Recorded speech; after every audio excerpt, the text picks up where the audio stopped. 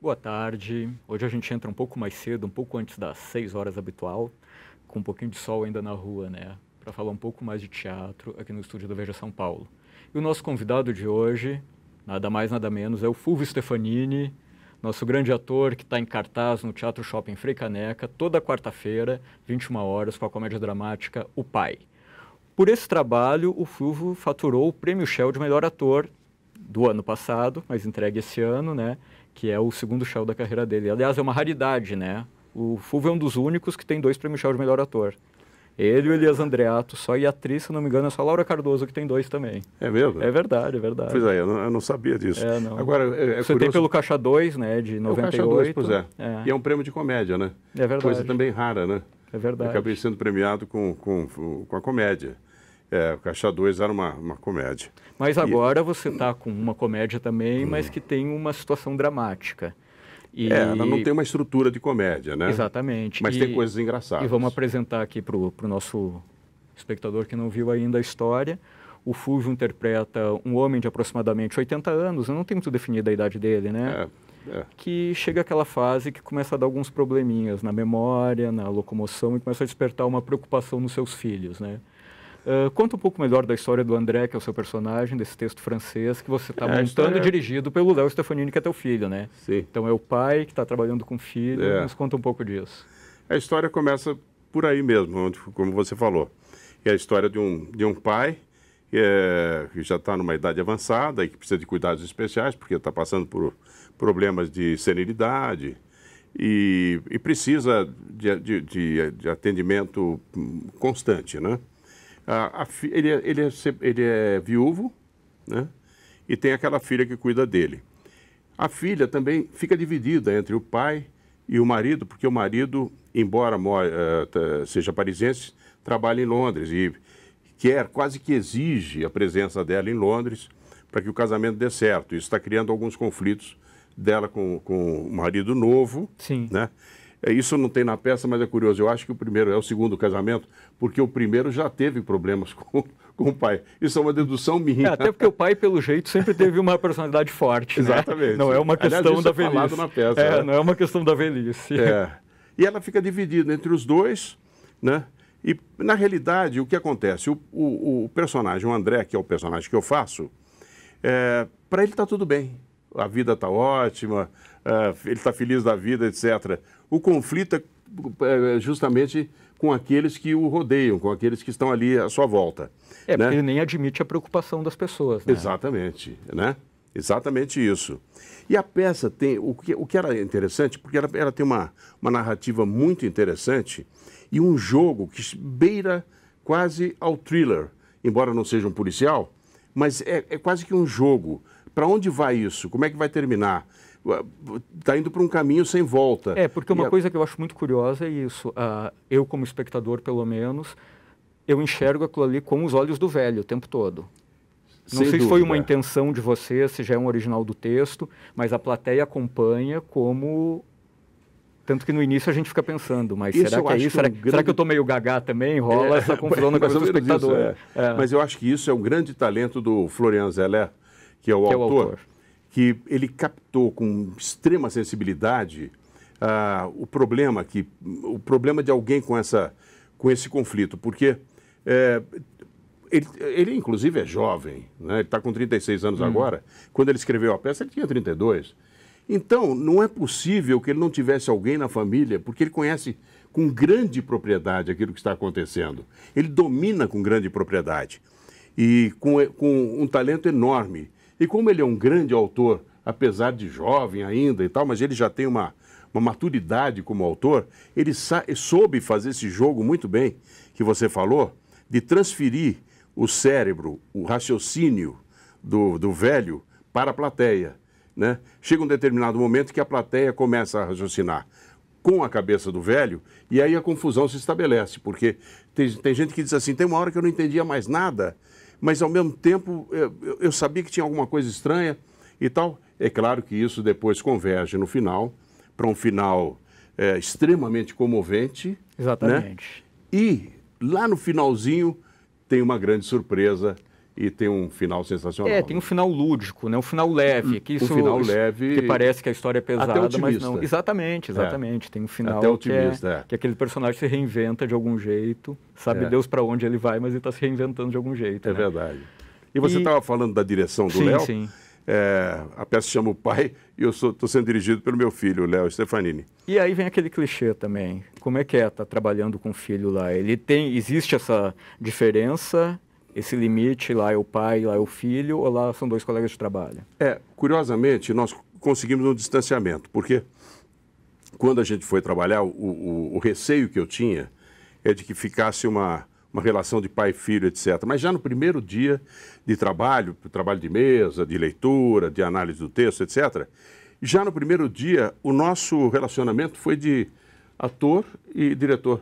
A gente esqueceu que era pai e filho, e eu acho que isso foi altamente Mas em algum momento rola uma tristeza, uma mágoa, ele fala um pouco mais alto, você, meu filho está falando mais alto comigo, você fala um pouco mais alto com ele, ou nunca Não, as aconteceu nada observações disso? de diretor, essas estavam ali. Ele era muito atento, muito duro em algum momento ou não? Você viu o quê? Muito duro em algum momento também? Não, alguns momentos um pouco duros, sim.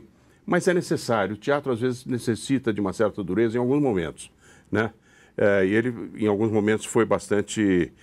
cobrou com muita propriedade mesmo, né? E nós só tivemos uma grande briga que acabou virando uma grande piada. Mas então conta aí, porque se houve uma briga, a gente quer saber. Uns 3 dias antes da estreia, por causa do volume de uma música, a gente quebrou o pau. Aí não era o ator e o diretor, era o pai e filho mesmo, a gente quebrou o pau. Eu saí por uma porta, ele saiu pela outra e tal. Mas aí logo em seguida a gente passou um WhatsApp e tal e riu. WhatsApp, não discutiram, não era hora de fazer uma DR ainda nessas pessoalmente. Horas o WhatsApp é fundamental. No teatro se fala muito que ator não tem idade, mas a gente sabe que isso não é muito uma verdade. É difícil um ator ter grandes personagens depois de uma certa altura. Você tem conseguido, na última década, pelo menos se a gente lembrar a Grande Volta, ou antes de mais nada, espetáculos que você fez recentemente, na última década. O Albi. O Albi também, a peça sobre o bebê. O Albi também. E, enfim, são personagens... E agora o pai nem se fala, é o melhor de todos os personagens. Isso é um prêmio. Então, mas é raro conseguir um personagem desse nessa altura do campeonato. Raríssimo. Raríssimo porque, geralmente, os autores, os conflitos não estão nessa idade, estão em idades mais... Eles são os mais jovens, né, que têm conflitos de existenciais e conflitos de outra ordem, etc., e de amores não resolvidos e não sei o quê. Então, pai e filho jovem, né, exato. Os personagens mais velhos, são raros. Este personagem é de uma riqueza fantástica, porque permite ao ator um trabalho de composição, um trabalho bacana mesmo, de você mergulhar e saber como é que é o mundo mental desse personagem. Isso é coisa rara, é muito raro. Então eu acho que foi na minha idade, né, eu estou com 77 anos, eu acho que na minha idade aconteceu um personagem desse, foi uma dádiva, é coisa realmente rara e eu fiquei feliz da vida. E esse espetáculo também tem a desculpa de comemorar teus 60 anos de carreira, né?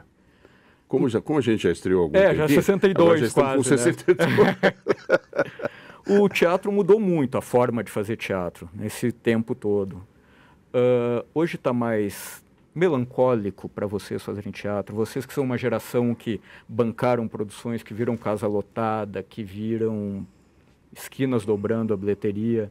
Hoje você vê que está mais complicado manter o espetáculo em cartaz e tirar lucro e levar o público para o teatro? Está muito mais complicado porque o teatro hoje...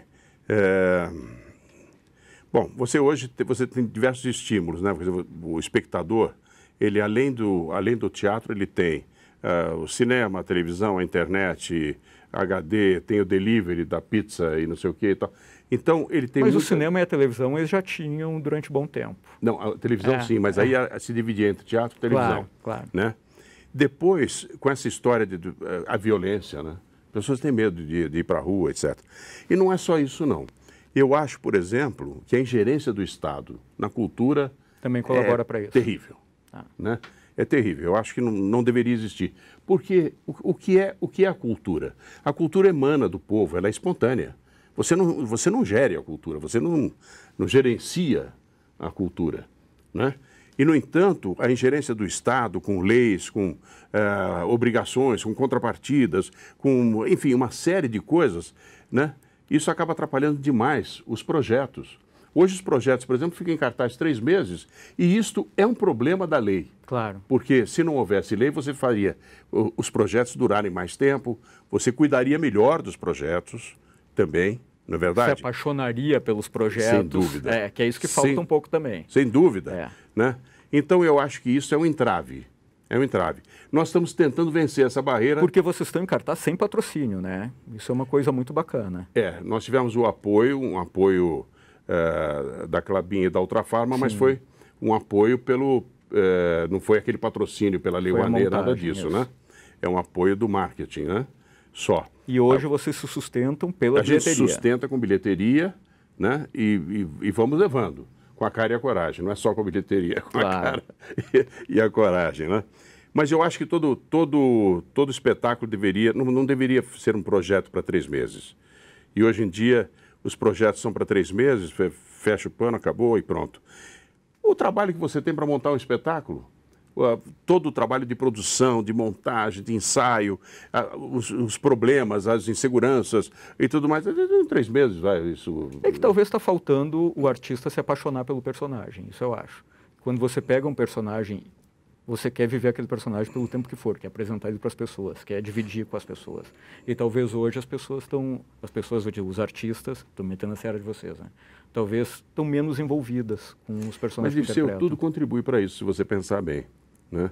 Hoje em dia, por exemplo, a televisão, o ator recebe um convite para fazer novela, etc.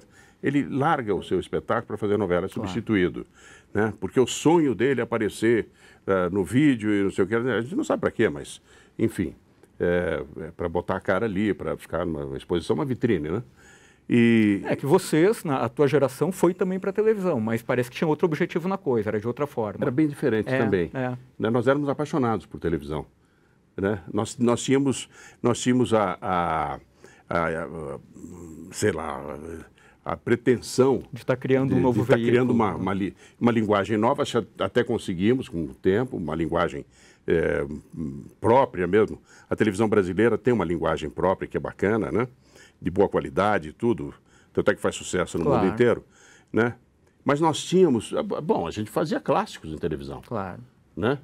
Hoje não, hoje é uma coisa muito mercantilista, muito em cima mesmo de números do Ibope, uma coisa assim é uma coisa mesmo Mas é bom lembrar que o Fúvio, com esses belos olhos azuis aí, mais realçados ainda por sua camisa azul, foi um dos grandes galãs, né, da TV brasileira na década de 60 e 70. Você sente ainda na plateia dos espetáculos as suas fãs daquele tempo, as moçoilas daquela época, ainda te procuram para assistir os espetáculos? Acontecem umas coisas engraçadas. Né? Vem as fãs daquele tempo, de vez em quando chegam e dizem assim, você foi o paraninfo, o padrinho do meu baile de debutante. Tem umas coisas assim, né? São fãs daquela época, né? Que acompanham a carreira da gente. Você sabe que isso é muito interessante, porque eu gosto muito disso. Você tem uma sensação de que seu trabalho foi visto, foi reconhecido, respeitado. Então é muito bom. Claro. Né? É bacana isso. Eu não tenho a vaidade daquela coisa do galã, não tenho nada disso. Eu sempre tive como meta o meu trabalho, o melhor possível, né? Mas quando vem, é claro que a gente gosta, né? É o resultado, né? O melhor sentido do resultado. É o resultado. Então vamos lembrar que o Pai está em cartaz toda quarta-feira, 21 horas. Aliás, o Fúvio vai sair daqui, vai direto para o teatro, né? Você também que está em casa, né? E sem saber o que fazer, pode ir, que vai ter ingresso na bilheteria, né? Tem. R$80 no Teatro Shopping Frei Caneca. Fica até final de outubro, a princípio, Final né? de outubro, só às quartas-feiras. Só às quartas-feiras. É um horário novo, diferente e tal. mas é legal porque não tem muita coisa às quartas-feiras da noite. Então, você vai assistir ao nosso espetáculo, tenho certeza que você vai gostar bastante, com um elenco bacana também. Me ajuda no elenco, então. O elenco nós temos a Carol Gonzalez, que faz minha filha, nós temos agora a Del Patrício, né? Temos a Carol Mariottini, o Paulo Emílio Lisboa e o Wilson Gomes. Direção do Léo Stefanini e o Fúvio. E o Fúvio, com um final bem surpreendente. Muito emocionante. Mas é mais emocionante que surpreendente, eu diria, porque... Eu acho que tem muita gente que eu sei que sai com o olho molhado de lá, né? Lembrando de novo, o Pai, quarta-feira, 21 horas, Teatro Shopping Frei Caneca. Fúvio, muito obrigado pela sua presença aqui no nosso papo. Tá, muito obrigado e a gente espera o pessoal que está assistindo lá no teatro. Então tá, gente. Valeu. Mais uma quarta-feira aí. Semana que vem a gente volta. Obrigado.